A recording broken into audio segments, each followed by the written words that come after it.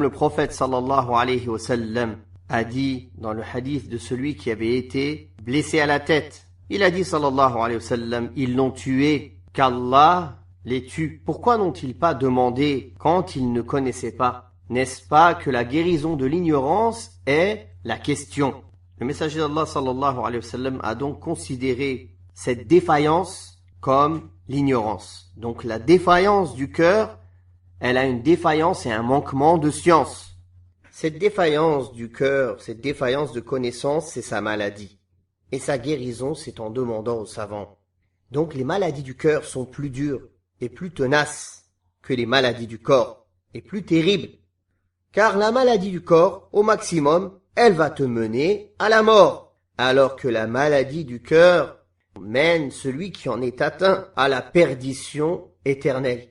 Il n'y a pas de guérison de cette maladie si ce n'est avec la science. Voilà pourquoi Allah tabaraka wa ta'ala a nommé son livre guérison, une guérison pour les maladies de la poitrine. Allah tabaraka wa ta'ala a dit: Ya ayyuhan nasu qad ja'akum maw'izatun min rabbikum wa shifaa'un lima fis suduri wa hudan wa rahmatun lil mu'minin. Ô vous les gens, une exhortation vous est venue de la part de votre Seigneur, une guérison de ce qui est dans les poitrines, un guide et une miséricorde pour les croyants. Surat Yunus, verset 57. Voilà pourquoi l'affiliation des savants par rapport au cœur est comme l'affiliation des médecins par rapport au corps. Et voilà pourquoi il a été dit, les savants sont les médecins du cœur. Puis le cheikh a parlé du fait que beaucoup d'endroits et beaucoup de pays n'ont pas de médecins pour les corps. Par contre, les savants, les connaisseurs d'Allah et de l'ordre d'Allah sont l'âme de cette vie et la vie du corps de ce bas monde.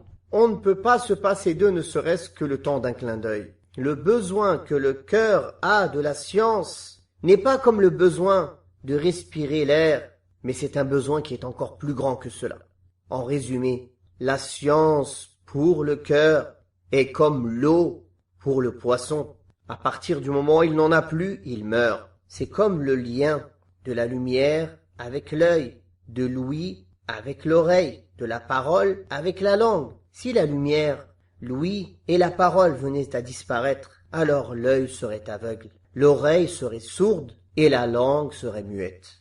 Voilà pourquoi Allah tabaraka wa ta'ala décrit les gens de l'ignorance par le fait qu'ils sont aveugles, qu'ils sont sourds et qu'ils sont muets.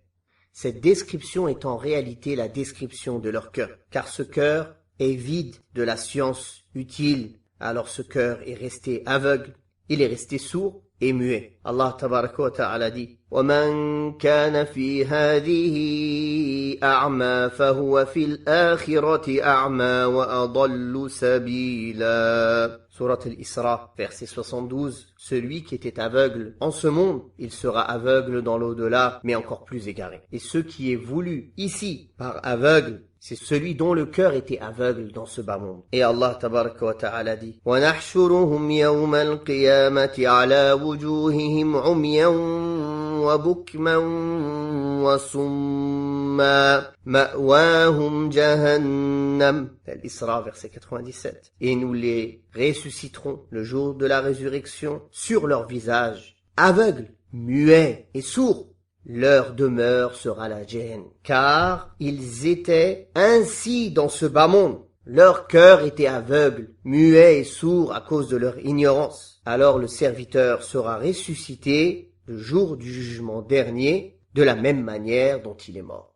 Donc ceci était une traduction approximative de ce passage du livre Miftahu Dar al-Sa'ada de l'imam al-Zahid al-Wari' Ibn al-Qayyim rahimahullah. Mes frères en Allah, la seule manière de purifier nos cœurs de la maladie des doutes, de l'ignorance, de l'ambiguïté et de la maladie des passions est la connaissance, l'apprentissage. L'apprentissage du tawhid, la connaissance d'Allah, du droit d'Allah dans son adoration, des actes d'Allah tabaraka wa ta'ala, la connaissance des noms et des attributs d'Allah subhanahu wa ta'ala, la connaissance des lois d'Allah, la connaissance de la réalité de sa propre personne, de la réalité de ce bas monde, qu'il n'a pas la valeur d'une aile d'insecte volant, la connaissance des lois d'Allah tabaraka wa ta'ala, la connaissance des pièges de shaitan, la connaissance des maladies